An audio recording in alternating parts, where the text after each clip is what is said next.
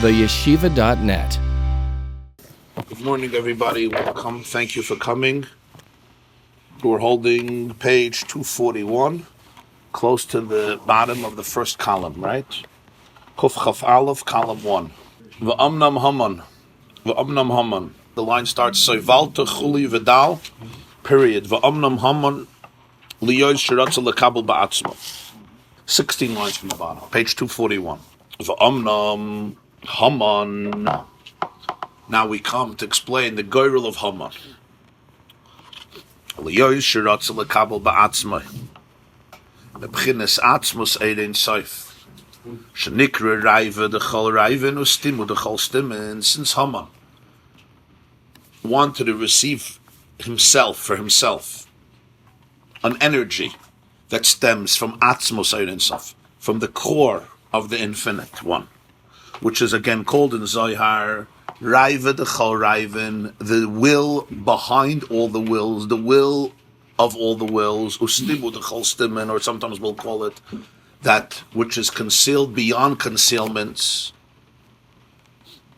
Okay, therefore, asa hakoy leumas hakdusha mamish. Haman did everything to prepare for this in a fashion that mamish literally parallels kedusha, meaning who bamesh hipil who agoyre lifnei Haman. This is what the Megillah says. That hipil pur who agoyre lifnei Haman, that in front of Haman, hipil he cast a lot, which the Megillah explains as a goyrel. What is the meaning of this? Why was the goyrel so important to him? Kaloimar, the explanation is Pnei sheikbiyas atzmei bechutzpah v'isnas us yisera. Haman exalted himself, inflated himself with tremendous audacity, chutzpah, and a sense of aloofness and exaltedness, which was unique, superior yisera. As the Navi says when it comes to Avodas Kechav, Im tagbi kanesher misham oiritcha Hashem. The pasuk says in Evadia, if you will lift yourself up, if you will soar like an eagle, and the emphasis here is on an eagle, which is the strongest of the birds, the king. The Gemara says it's Melech Shaba'ifus, it's the king of the birds. And it soars, it flies above all of the other birds. Famous Rashi on Kinesher, Yoyer Kinoi Al Goizolov, Yirachev, or Hashem takes the SS Al Kanfe, Nisharim, I carried you out of Mitzrayim on the wings of the eagle. The eagle places its young on the wings because nobody on top, there's no predator on top. It's only afraid of an arrow. As Rashi says, Mutov, Sheikonis Achetzbi, let the arrow come into me and not into the young. But the concept here is that eagle has that sense of audacity and exaltedness and royalty, so to speak, in the world of birds. So that's why the Navi says, Im tagbi kanesher, even if you'll go as high as the eagle, mishameritch. The inyan hakba'azois, and this sense of exaltedness of Haman, who gamkein l'mayla min adas v'seichel. This is where he's paralleling kedusha, also above das, also above seichel. Al pi seichel, this type of chutzpah doesn't make sense. It's not logical. He's drawing from a place that is beyond rationale. V'gam l'mayla min haratzon, and even beyond the regular ratzon of a person. V'zehu shehipel gamkin goyrolis. So just as Yom Kippur, one of the main avoid is the avoid of goyrol, Haman also casts goyrolis. Al eze yom sheyipel kach. Why? He basically wants to throw dice. And wherever the dice comes out, that's going to be the day when it's going to happen.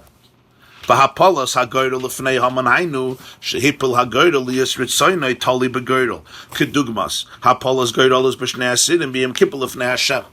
This is where he's trying to parallel the world of kedusha, just like Yom Kippur.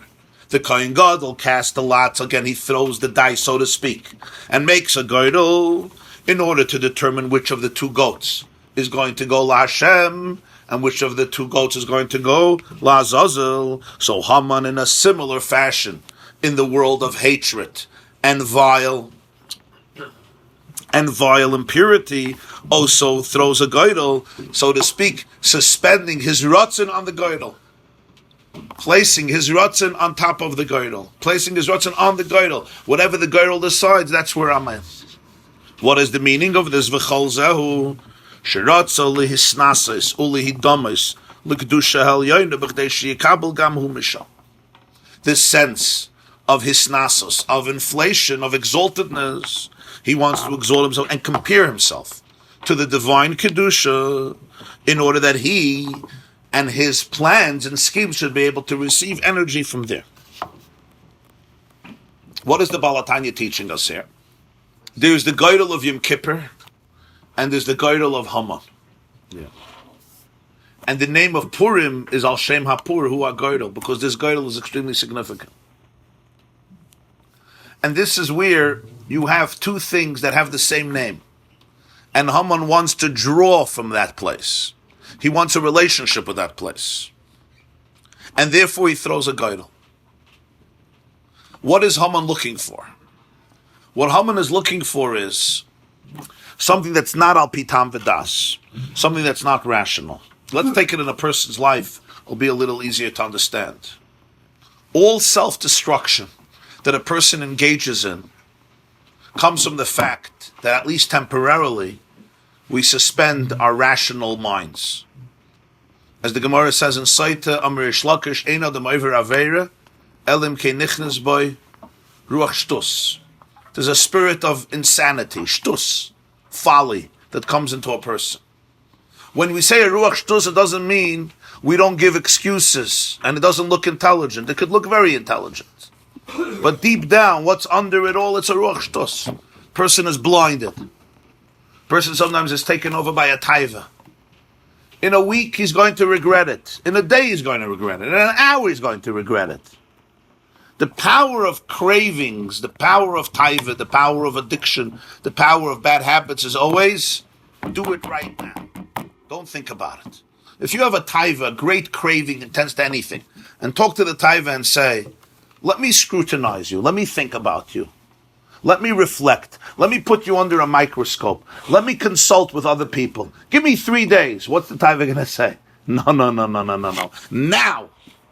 Why? Because it knows that the moment it gets scrutinized, boom, kaput, it's gone. There's nothing to it. The power of a craving, the power of an addiction is right now. It's right now. There's a sense of urgency. The impulse is so impetuous, it's so intense. It's that sense of urgency. Because it knows that if it's put under the microscope and it's examined, it won't have staying power. Its entire staying power is, it intoxicates you. It's not al pi seichel. If you would be deliberate, if you would be mindful, if you would be reflective, if you would look at short-term gains versus long-term consequences, if you would examine who you really, really are and what your truest values are, in most cases, it will disintegrate. It will have valuelessness. Its entire power is, it makes you a little drunk, or a lot drunk. It intoxicates you. It becomes like this euphoric messiah, that if I fulfill it, all my pain in life is going to go away. You understand what I'm talking about? Anybody here knows what I'm talking about, or you don't fulfill the taivas? That's like the business of these apps for weight loss. Like you write down everything you eat, because that moment of scrutiny is really... I never think so much about my taivas. That's the point. That's the point. That's what the taivas want. And it's mamish like today, in the internet industry, all the pop-ups, the pop-ups, right? Yeah. You're going to win. If you click here, you're eligible to win $3.5 million, and it's going to take you 10 seconds. And if you're not familiar with how these pop-ups work, some people are gullible, and they start clicking, and then they click, and it takes you to another website. 2 hours later, you're somehow entangled in some vicious web, not of a spider, that would be good, but some crazy, foolish, promiscuous websites. That's what it does. It wraps me up. Have to be Ed block. Huh? You use Ed block. Okay. Then you're not going to make the $10 million. But he wants to make the $10 million. Vayakhel. So nicht gesteigen, nicht geflogen. Nobody cares to give you $10 million from a click. Yeah. So you need to block it. So if the titles, once the titles get scrutinized and then they fall apart, then how would you be able to do something amazing? Very good. So good. So the Gemara says, Ava Vashana, Nasaloi Keheter, right? When somebody does something and then does it again, yeah, it becomes like a heter, it becomes permissible. In other words, I become mindless. It becomes like just a mindless act. I'm so used to it. It's a habit. It becomes like a habit, it's second nature. I'm not even thinking anymore. There's a famous word from Rav Dessler, huh? Justified. Yeah. In all types of ways. I could be a very intelligent person. Ruach Shtus doesn't mean I walk around climbing walls. It means underlying everything is a Ruach Shtus. It means I shut down a certain critical part of me. So a habit without fun is Yeah, what's Kedusha? Kedusha is the opposite. Kedusha is completely transparent. This is very important. Kedusha will tell, you come, Kedusha will say, you want to scrutinize me? Scrutinize me. You could put me under every microscope in the world. You could reveal everything that's going on. All the cells and all the particles and all the subatomic particles. You could bring everything to the light. I'm not going to disintegrate. Why? Because its value is essential. It has integrity. So you could put me under the radar, you could examine me, you could search me for 10 years. I'm still going to have the same staying power. Because its value is not coming from a cover-up. Its value is coming from the fact that it essentially exists. That's why the term that's always used in Kabbalah and Chassidus for the opposite of Kedusha is Klippa. So a lot of people who grew up in the circles where they say Klippas, they think it's some strange, weird term. Really, it's an extremely, extremely profound term. The word Klippa means a shell, a husk. Anything that's not Kedusha always relies on cover-ups to make it appealing. Always. It has to. It can't afford to say, I want to expose myself completely. It can't. I have to cover up. Some truth has to be covered up. Whatever the truth is, on whatever level. Kedusha is the exact opposite. Don't we have to cover up yourself? Don't cover 164s. You have to cover up yourself also. Okay, so that's what we said, that sometimes the klippa could be useful in certain situations. Depends where the person is. But that's the general concept, that sometimes you need that cover-up. So you're right, a person does it and then does it again and does it again, does it a second time. It says, Nasa like a heter. And Rav Dessler says, and when you do it a third time, he said, then it becomes a mitzvah. He was a Baal Musar. The second time it's a heter. The third time it's a mitzvah. Now it's got a mitzvah. Now you're doing a mitzvah. That's why it's called Klippas Noga, because that there's less cover-up necessary. Yeah. Noga means there's a light that penetrates through the klippa, which means it's a klippa. It's part of life of klippa, but the klippa itself could be sublimated. It's not so opaque. It's like the difference of the peel of a grape, where the grape is very revealed, or a walnut, where you don't see the nut, and you have to crack the husk, and you can't even crack it with your hands. You need a nut cracker. So there's different layers and levels of klippa. And therefore Haman needs the world of Geirel. The world of Geirel is the world of randomness. The world, apocalypse now. It's the world of absolute chaos. Of the world where there's no rhyme or reason or system. It's the world of anarchy. It's no inhibitions, no borders, no boundaries. The world of Geirel. What's a Geirel? On the most simple level. What's a Geirel? You throw a Geirel, it's complete. Why did you win and he lost? Why did I win and you lost? And the answer is, it's random. There's no rhyme or reason. There's no standards. There's no boundaries. There's no borders. There's no ethical standards.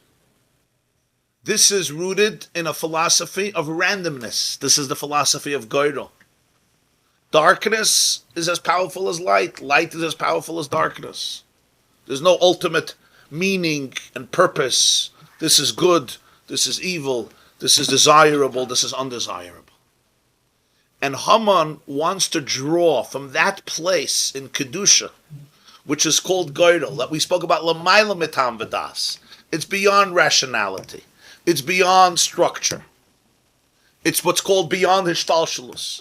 It's beyond the place where the divine energy is more enclosed, and therefore there is a desire for this thing and a lack of desire for this thing. He wants to go to the place that is deeper than everything, than all systems and all structures. And over there, all the systems that are sacred and holy, he believes, can be taken down, can be destroyed. Kachashecha ka'ira. The power of darkness is equal to the power of light.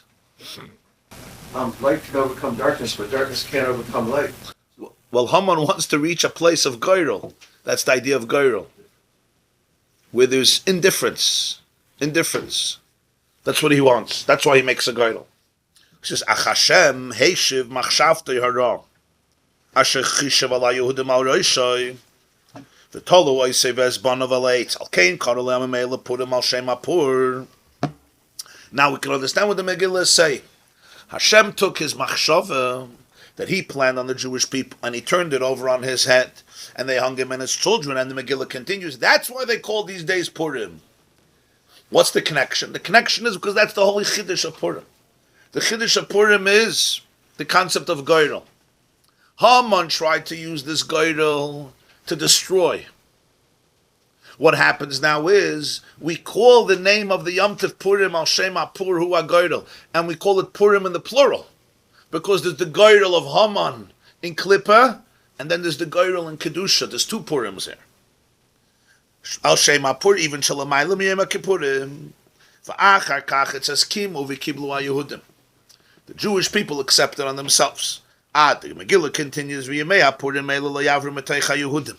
They will never leave the Jewish people. V'lo Yosef Mizarim Pirush Shenishar B'chinas Rishimu B'chinas Choysam Ma'oyse Ha'are B'chinas Nitzchi Baltimit Lo'olam.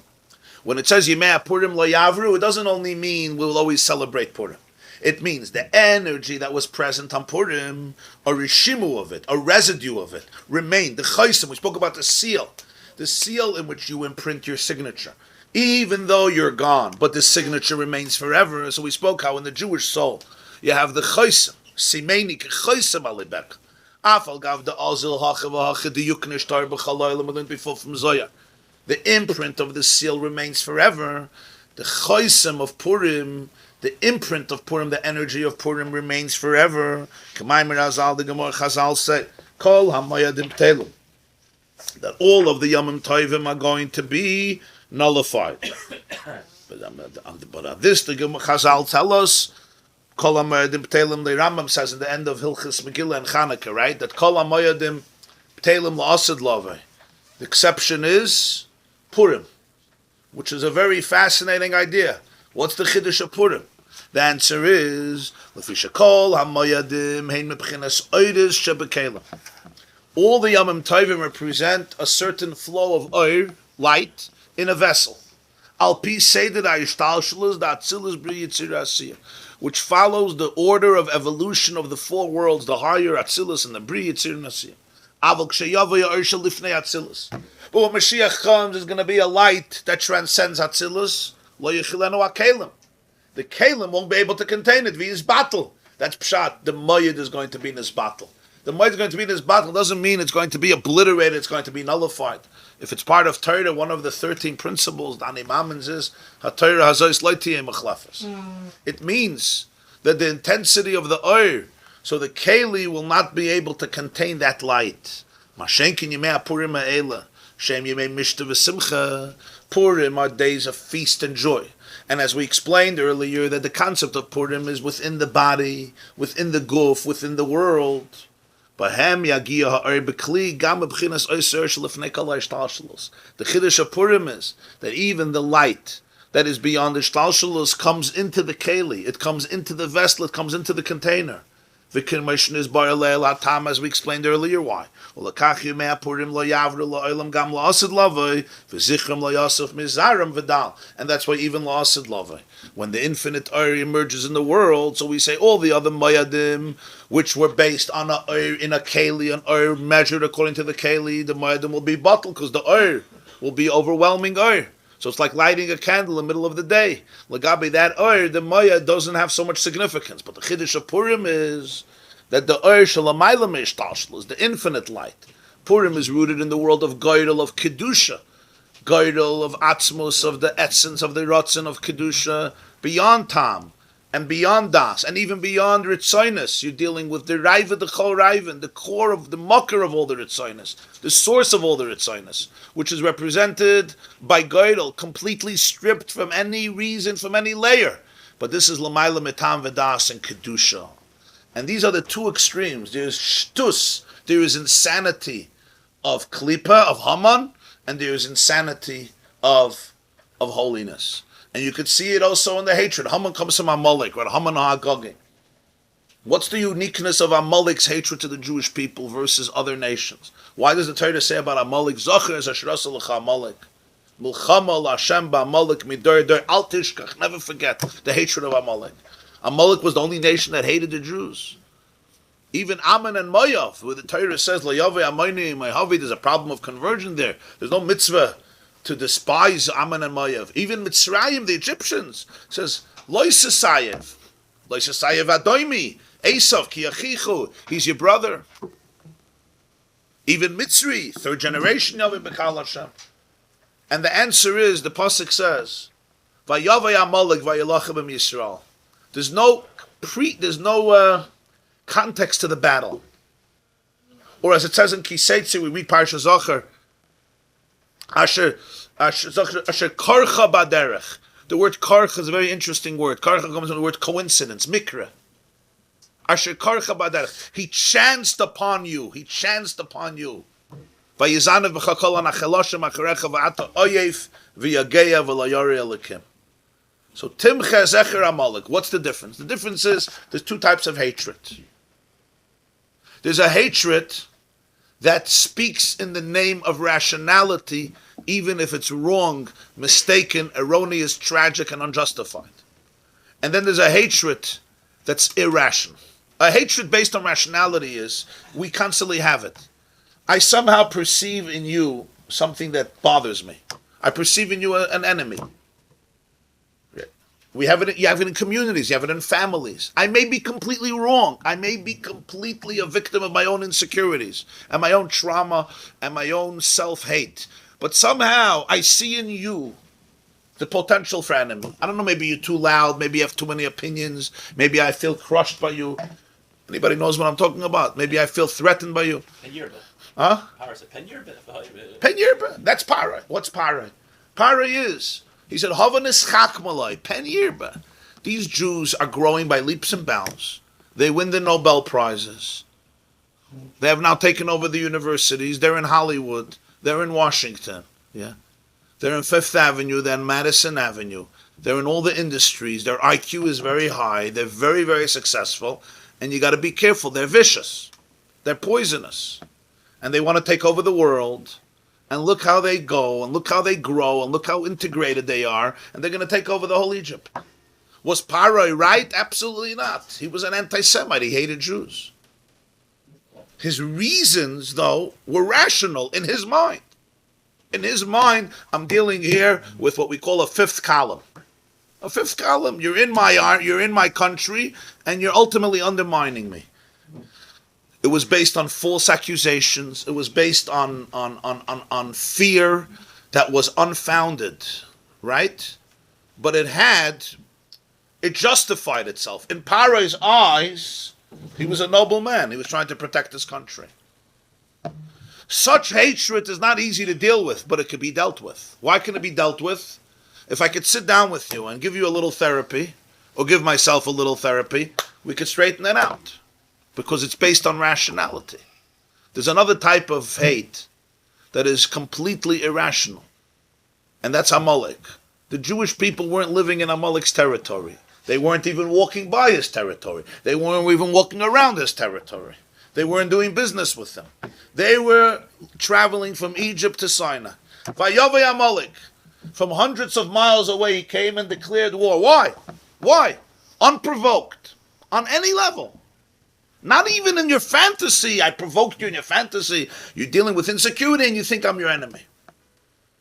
This is a hatred that's completely, completely irrational. Somehow the existence of the Jew in the world cannot tolerate it. If you're alive, I can be alive. Himmler once said, that the future of the race depends on one of two things. Either the Aryan race is present or the Jewish race is present. And the two cannot coexist. If we're present, they can't be here. If they're present, we lost. Why? And the answer is you're asking why. And therefore the greatest mistake is you try to appease. You're going to try to remove the reasons. It's nothing to do with reasons. The reasons may come after to justify it. What does Amalek mean in a person's life internally? That's the concept of Geirel. So you have the Geirel. And it's interesting, right? The gematria of what's the gematria of Geirel? I think it says Gimel Vav Reish Lamed is 239. Geirel, right? And Geirel im Hakoila, what's the gematria of Amalek? Kof is 100, and Ayin is 70, and Mem is 40. So it's 210, 240. It's the gematria of Geirel im Hakoila, which means Geirel with the one more number that includes the whole world. That's Amalek. Why is Amalek the gematria of Geirel? It's not Stam. It's also the gematria of the word Ram. Ram. Reish Mem. Ram al Kol Goyim. Exaltedness. What does this all represent? There's two types of Geirel. There's the Geirel of Kedusha, and there's the Geirel of Haman. It's a completely different Geirel. It's opposite. But it has this uncanny resemblance. How's the word? Suffix. Suffix too. Suffix too. Suffix is also 240. And that's Hasher Karcha Baderech. Karcha means he chanced on you. He just saw you, oh, let me kill them. And Karcha comes from the word Kar, coldness. He cooled you off. Rashi says there was a hot bath. Everybody was scared to go into the bath and he jumped in. What's the idea of Suffix? Suffix means you cast a doubt in everything. Geirel, everything. There's nothing sacred. There's nothing real. There's nothing absolute. It's a very, very lethal weapon. You see it often in contemporary culture. You can't even speak about absolutes. Everything is a suffix. You cool off any relationship with everything. Everything is put into context. Everything is questioned. Nuance, they call it. They call it nuance. In the name of nuance, everything gets destroyed. You're not even sure if you're allowed to call your child a boy, your son a boy, or your daughter a girl. It looks very sophisticated, and it draws on sophisticated nuances. But at the end, the person ends up with no foundation, with absolutely no core. You can't even say about something it's good and it's evil. There's no such a thing. You're a terrorist as his freedom fighter. Yeah. You can't even say on a piece of art, this is beautiful, this is...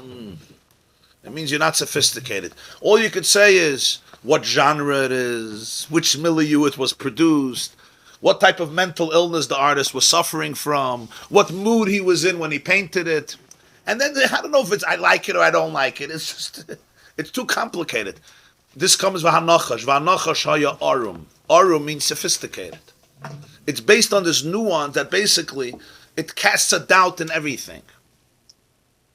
This is the concept in a person's own life. What's Haman's Geirel? That's the real Ruach Shtus. The lack of any solid foundations.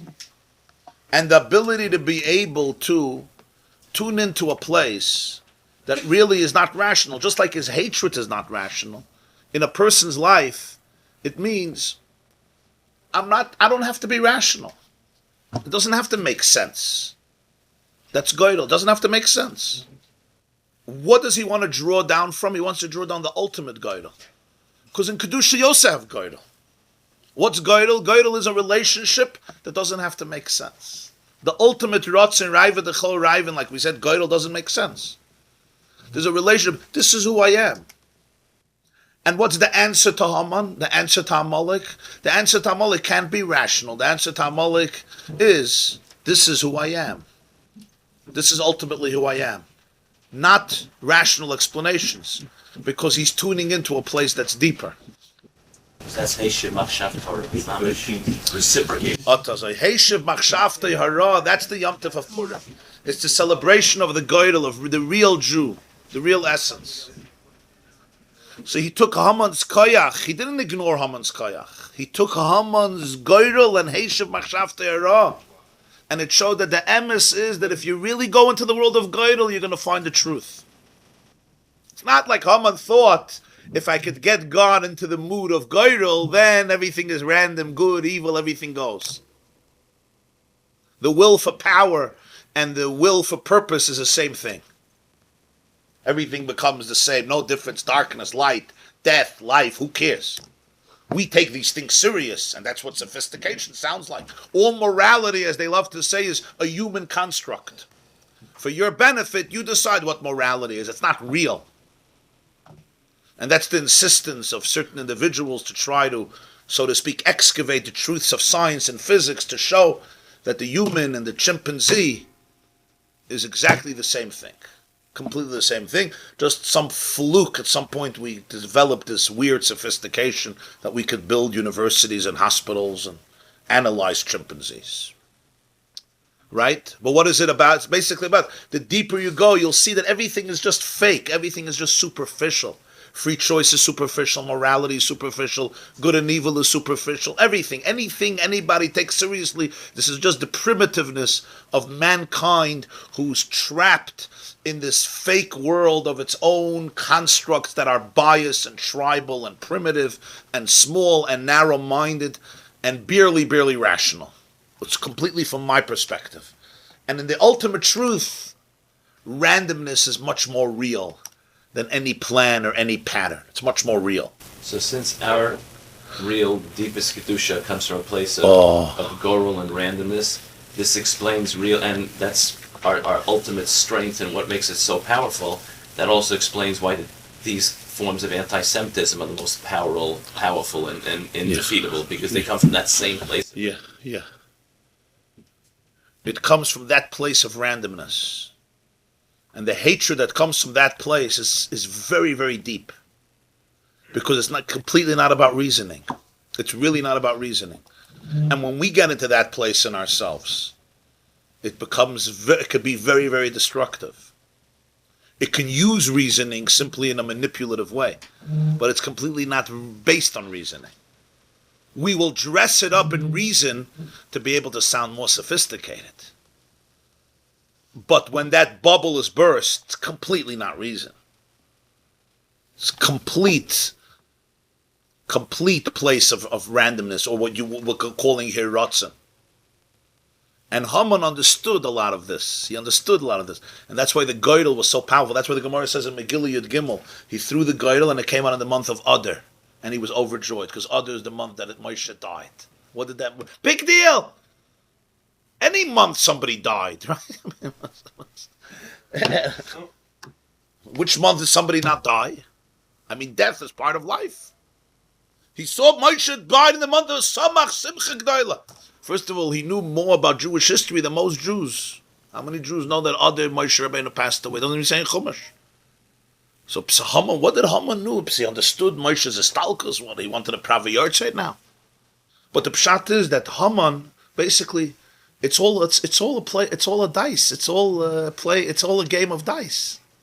It fell out on Adar, the day that Moshe, the first Jewish leader, died. It basically means this time the dice fell on my side. That represented something very deep for him. This time around, the dice fell in my direction. It's all random. So Samach Simcha G'dayla. Like Abraham believed 100% in Hashem when he did the Akedah, and Haman believed 100% not in Hashem. So you have Kedusha in Tam V'das, based on reason. You have klippe on Tam V'das. That's not what we're talking about. But then there's the ultimate core, which is higher than Tam V'das. Like we spoke about Avram, Matzasas Levavi Nemel Lefanech, the real Mesiris Nefesh. That's the concept of Goydel. That's Raiva the Chol Raivin. It's deeper than Seichel. It's deeper even than all the Ritzoinas that have Seichel. It's the deepest Ratzah that you can't even convey without the word Goydel, which seems completely alien to you. It's like, I want what the Goydel wants. Really? What does that have to do with me? And that has to do with me more than anything else. Because it seems like it has no reason. And that's where Haman wanted to draw from. Haman's mistake was that even in that place of Goydel, the ultimate truth is that there's a relationship, there's a connection, and there's truth. But it's not truth based only on my constructs. It's truth based on ultimate reality beyond my Tam and Das. You know what I'm talking about, or nobody knows what I'm talking about? He didn't know ultimate reality. He was like a parrot that mimics, It uses that concept, but it's not the real thing. It's a copy, synthetic material, not the real thing. You think that the Bilam had that same? Perhaps. Bilam, it says Yedeya Das Alyin, yeah. But he's also drawing that lot on I think the one Nisan, which is right before Pesach, which is when Moshe was his. Of course. Adar represents that Moshe dies. The demise. There's good days and there's bad days. It's all goyrel. It's all random. Moshe was also born on. That's what the Gemara says. Lo hoya yedeya. That he didn't know Moshe was born. I checked the death record. So, then they weren't into birthdays, only yard sites. He didn't know Moshe was born. What's the big deal? So he didn't know Moshe was born. But that's the whole Nekuda. He was looking at it as a game of dice. Moshe died, okay, great. You know, the sun is going in my direction today. The signs are going in my way. when did it surface the Goro by Jews that do Goro and Ra and stuff like that? So how is it related to Goro? The Geidel HaGra was a famous Geidel that the Gra used or wrote about. They say the Briskerov used the Geidel HaGra by the Holocaust. Wasn't there a girl that was also done by the Yotzei Mitzrayim for the Nakba? Right. Very important. So the concept of Goro is something that's... The Geidel you have in Chumash. It says Begeidel Techalik Haaretz. Eretz Yisrael to be divided by Geidel, and it was a Chiddush. Because right away it says Lerav Tarbu Nachalasa Lemat. You do it rational. Why are they dividing Eretz Yisrael by Geidel? It was done rational. The greater Shevet got more, the smaller Shevet got less. But they had to compensate. But it also had to be Geidel. It had to be also Begeidel. It was Alpi Seichel and it was also Alpi Geidel, which means the connection between Eretz Yisrael and every Jew is not just rational, it's organic, it's essential, it's innate. So Vasema says that Bilam says, we mentioned Bilam, Meirosh Tzurim Erenu Migvois Ashurenu, right? So Rashi says, Meirosh Tzurim Erenu, I see the Jewish people from their beginnings of history. Tzur, they're like rocks. Tzur is a boulder. The Avos, the Imais. The Sasema says, quite literally, Meirosh Tzurim Erenu, a beautiful taich. I look at the mountain peaks. You ever see the view of Eretz Yisrael? I look at the mountain peaks, Rosh Tzurim. I look at the mountain peaks of Eretz Yisrael, Erenu, and I see the Jewish soul imprinted there. I look at the soil of Eretz Yisrael and I see the Jewish soul there. That's the famous word that Va'av Gam Zois B'Eretz Aveim, that Rashi says that when Jews leave Eretz Yisrael, it's going to remain desolate. It will never be able to be rebuilt as a successful region in the Middle East without the Jewish people, as we've seen in history. Because it's not just the Jewish people ended up in Eretz Yisrael. Everybody needs a homeland, so we have a homeland. That's not the word. It's organic. Organic means it's innate, it's intrinsic. So what's the Sfas part of the verse? Meirosh Tzurim Erenu. I look at the mountain peaks. You're saying you're afraid of the Jewish people coming in and taking over Eretz Yisrael. I look at the mountains of Yisrael and Erenu. I see Neshamas Yisrael in the mountains of Eretz Yisrael. On the peaks of the mountains, I see their imprint. I see the Chosim of Neshamas Yisrael. In other words, the Jewish energy comes to life in Eretz Yisrael. And Eretz Yisrael comes to life with Jewish energy. The goal that led to the Nakba was not as high as the goal that we're talking about in the Torah. Yeah, listen, there's a concept of Goydel, yeah, but it's still... There's a rationality involved. But even when there's a rationality, it doesn't take away from the Goydel. Even when the rationality doesn't take away from the Goydel, that means the rationality is an extra layer. It's extra credit. But it doesn't take away, it's just an outer layer. In other words, my deepest rotzen may have a good reason, but the reason is not the determining factor. And this is the ultimate truth. You can argue everything from today till tomorrow in the life. You can destroy every argument. There's no argument that can't be destroyed because logic is extremely pliable. And all logic depends on certain premises that you have to accept. Even in mathematics. It's called muskalus rishonos. There's always a premise that you have to accept. Without that, we can't go further. Which means any logical conversation is based on some level of acceptance, of emunah. In any culture you're talking about. Axioms. And those axioms cannot be proven logically. Not even the fact that we exist now and we're talking about proving logic. That is also depends on an axiom. And when you live in that world, therefore, everything can be shattered, everything can be destroyed by the power of Goyrel. That's Haman's power. The power of nuance to destroy everything. For 5,000 years, people thought marriage was a good thing. Primitive stupidity.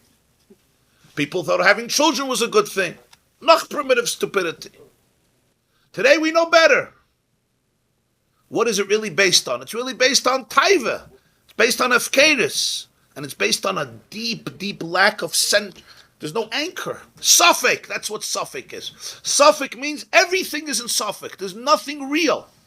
Suffix means there's nothing real. Mesupik, what does mesupik mean? I have doubts about everything. I don't know. I can't even say anymore, I am. That I am. What's the response to Amalek? How do you heal? You can't heal with arguments. You have to heal with the goydel of Kedusha. This is who I am. This is who I am. This is what I want. This is my ultimate truth. Yeah, but you're crazy, you're insecure, you're traumatized. Okay. Well, if it's a result of trauma, then yes, I have to heal from it, because I may be completely distorted. When you go deeper and deeper and deeper, there's the ultimate truth of a person. And that's called Raiva Dechol Raivin. That's called Goydel, that's called L'mayla Matam V'das, that's called the ultimate Mesiris Nefesh. What was Haman's motivation? What Haman's motivation was? There's something about the Jews that bothers a lot of people. If you can figure it out, why do two people go into the house of the chief rabbi of Argentina 2 nights ago, tie up his wife, and give him a brutal beating? Why? They don't even know him. They say, because we know you represent the Jews of Argentina. Why? I'm asking. I'm not answering.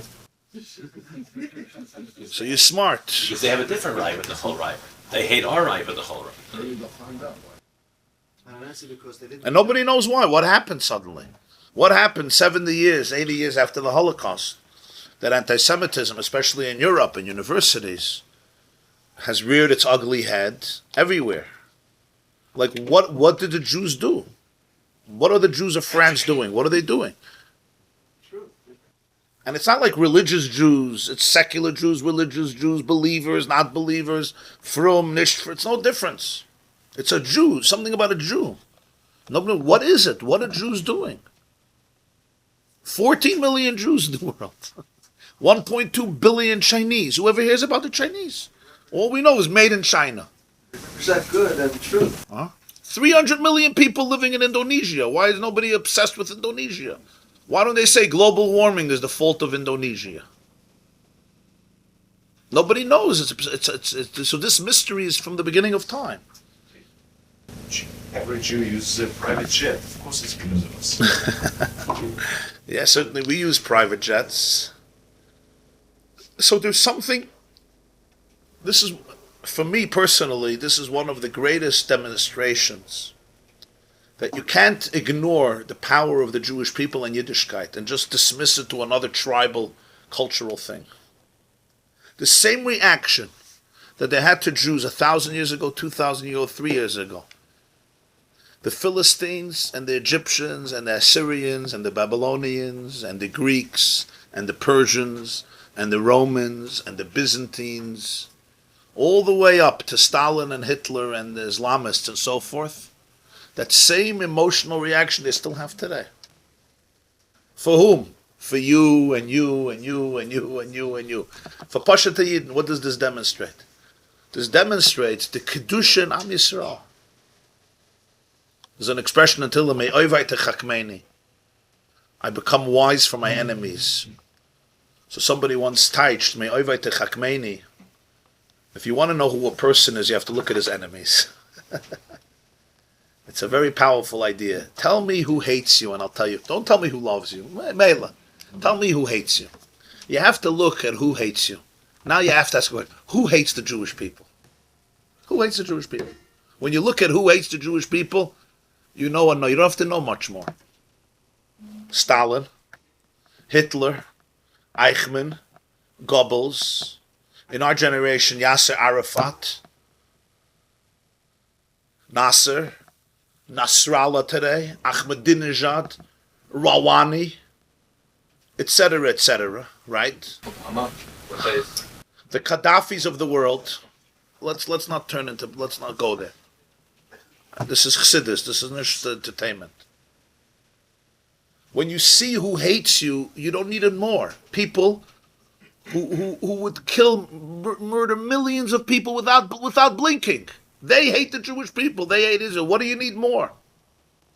In other words, when certain people hate you, it's the greatest compliment. If this man who's ready to murder millions hates me, it's the greatest compliment for me. What do you need? What do you need to know more? If you would see that throughout history, who hates the Jewish people? People who are sensitive, dedicated to human rights, to compassion, to morality, to helping the poor, to helping the destitute, to picking up people. Fine, then we have a serious challenge. Who hated us? Rotzchim, shakronim, lowlifes, gazlonim, barbaric sadists who would kill their own children without blinking. This is the greatest badge of honor, to be hated by these people. When Osama bin Laden hates you, it means you're doing something right. It means there's something very good about you, very holy about you. So the fact that you still say today this anti-Semitism, what does it mean? It means that the same Kedusha that existed by the Jewish people standing at Har Sinai, and by the Jewish people celebrating Purim, and the Tanoim and the Amoraim and the Rishonim and the Achronim, the same Kedusha exists in every simple Jewish child living in Monsey or in Borough Park or in Lakewood or in Chicago or in Toronto or in Teaneck or in Midtown or even in Soho, Tribeca and London and Melbourne. The same holiness mamish. We may not see it, but they see it. You're typhus what I'm saying. What's the Nekud al Pi Pnimiyus? The Nekud al Pi Pnimiyus is the Jew represents the Raiva, the Chol Raivan. The Ratzin behind all the Ritzoinas, that Vayikach in Kedusha, that's deeper than everything. And evil knows it. Evil doesn't know it. It feels it in its guts. It feels it in its kishkas. It feels it. And that's what Haman said. What did Haman say? Haman said Mordechai is not bowing down to him. So what's the rational thing? Mordechai is not bowing down. Kill him. That's how I would read the Megillah. That's what I would expect if I'm reading the Megillah. What should be the story? What would make sense? Everybody's bowing down to you, including the Jews. Including the Jews are bowing down to you. There's one old man who sits in the corner. Mordechai was sitting with a Masechta Menachos, probably. Right? He had glasses going down. An old man with a line Gebart sat in his Gemara, and when Haman would walk by, he would look. And he didn't get up. He went back to the Gemara, back to Tosfos. I mean, there was no Gemara at the time of Mordechai yet, but the concept. He went back, and there's 1,000 people in the street bowing down to Haman. But Haman sees that Mordechai ain't a kerei mishtach v'alai. Vayivez be'einav l'shloach yad b'Mordechai levada. I'm not killing Mordechai. I'm killing every Jew. Ki higidu loi es am Mordechai. They're talking about the nation of Mordechai. Haman Mr. Meshiggin. Everyone is bowing down to you. You have health, comfort, wealth, honor. You're the prime minister of the Persian Empire. There's one old Jew who doesn't bow down to you. First of all, big deal. Big deal. Let's say, I'm going to give you a mundane example. I finish a speech. I get a standing ovation. And there's one guy in the back, an old man who's reading his book, and he doesn't stand up. I'm going to go home and tell my wife, this was the worst event of my life. Right? 20,000 people were applauding this one old stubborn guy, was finishing his daf yomi. And he didn't applaud. His wife should say, Haman, you need real therapy. This has nothing to do with that Jew. And now I'm not going to kill him. Mela kill him? No, I'm going to kill not his family. No. I'm going to kill every Jew. What is this? No, but here you see the whole thing. Haman was not dumb. Haman knew that Mordechai got it right. Haman saw Mordechai. He knew that Mordechai got it right. Everybody else is playing a game. Everybody else is just acting. He knew that Mordechai is the truth. He knew it. Two people knew in the crowd the truth. Mordechai and Haman. And Mordechai and Haman knew Mordechai knows it. That's why he was so angry, because sometimes one person just looks at you, right? Everyone is playing the game, but when you go home, you feel empty. Haman felt empty. It's like if I would make up a story, complete lie, and everybody would be crying and overwhelmed, but one guy knows it's a lie, and he looks at me. That's enough to spoil the party. 20,000 people are dancing. Me läuft, me springt.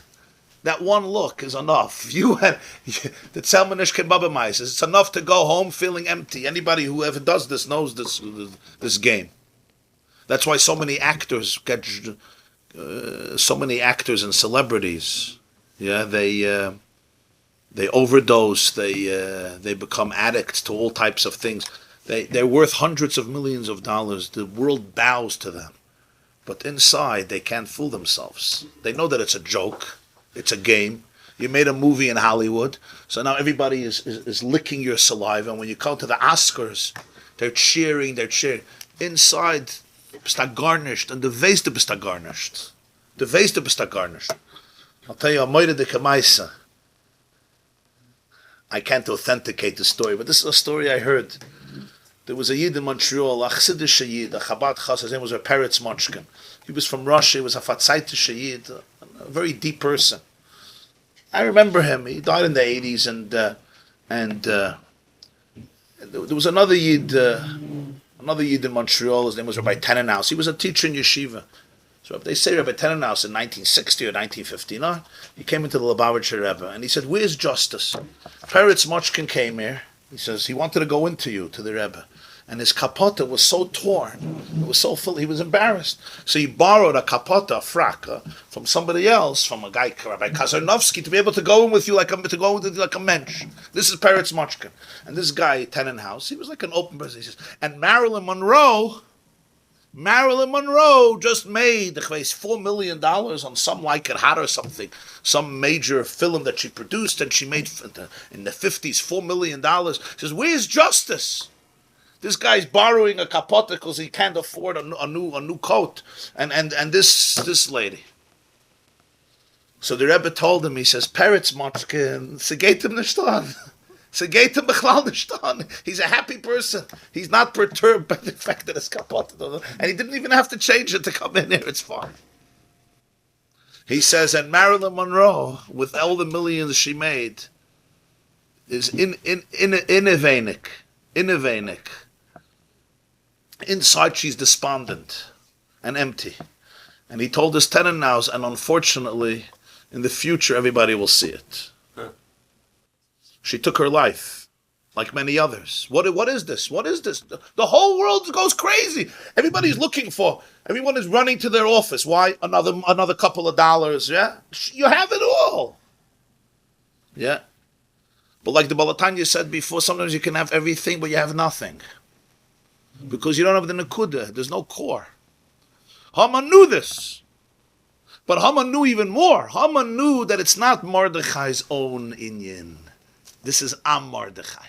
This quality of Mordechai not to bow down is not because Mordechai went to yeshiva for 25 years and Mordechai is a gon and a tzaddik and a kaddish and a mekubal, yeah? And Mordechai learned and Mordechai is an Oved Hashem and therefore Mordechai doesn't bow. Then you kill Mordechai. What do you have to kill a Jewish child in a crib?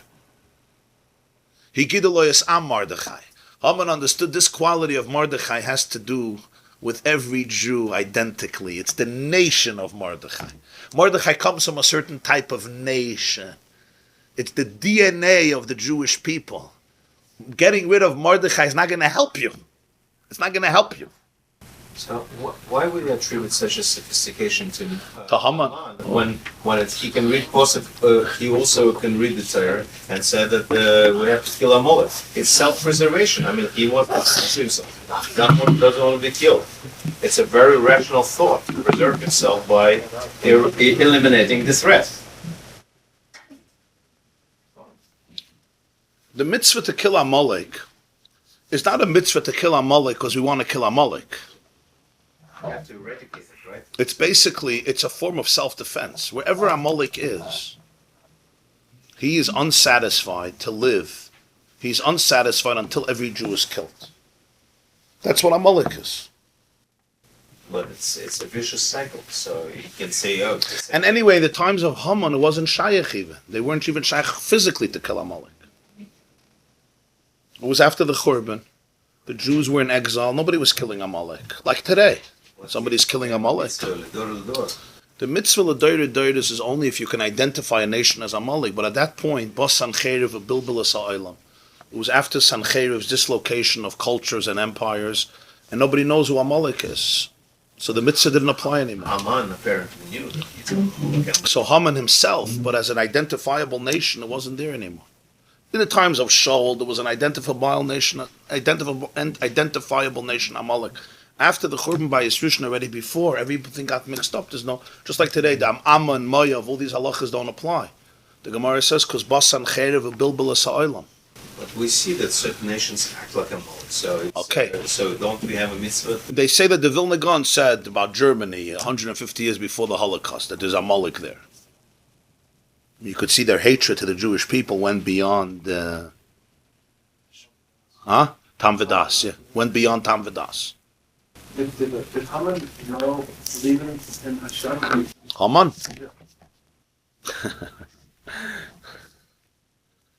He believed in him as Hashem. He was his God. He became his own God. He didn't know Hashem. No. You have this even in Vayakhel, Lahavdil. You have it even in the Jewish world. Sometimes there's a nekud of emes. It's so powerful. You have to do one of two things. Either you mevatel yourself to it, or you have to become an enemy. You have to destroy it. Because it challenges you so much. It doesn't allow you to remain in your metzias and coexist with it. Either I mevatel myself to it, or I have to destroy it. I have to prove that it's a lie, it's false. Why? It's too it's too big, it's too deep, it's too authentic. When truth is glaring in your eyes, subconsciously, not necessarily consciously, it's not consciously I'm going to destroy truth. Subconsciously, in order for me to be a Metzias, you can't be a Metzias, because it's too emes. As long as you're here, I won't be able to be here. But Mela, I dedicate my life with rational reasons to explain that you're nothing. This happened a few times in Jewish history also, in the Jewish world.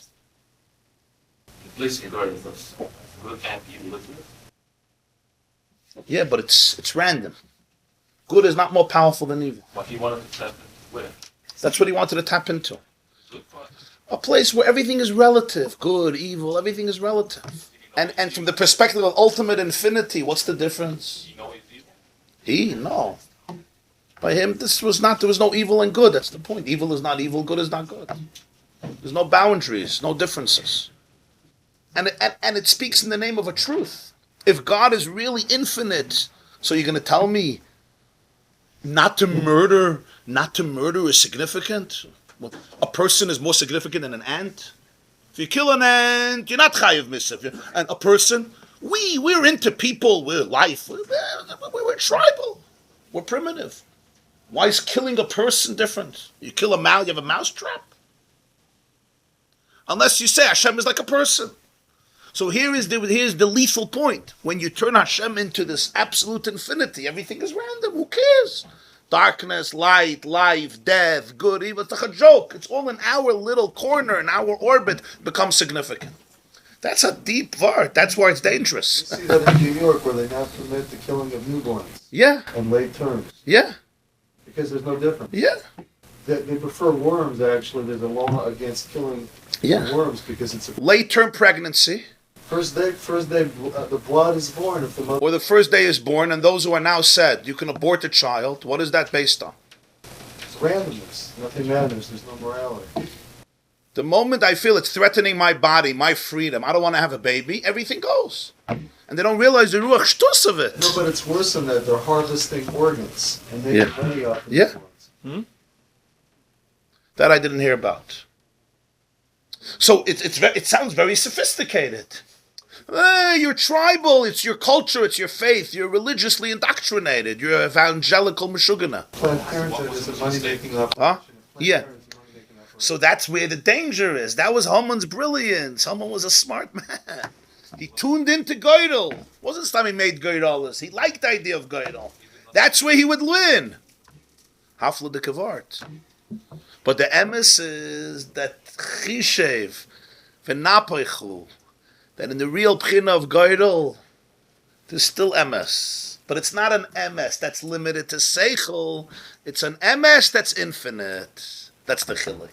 True girdle does not. He's right that there's something l'mayla metam v'das, but even when you go l'mayla metam v'das, there's still going to be emes. He didn't know it.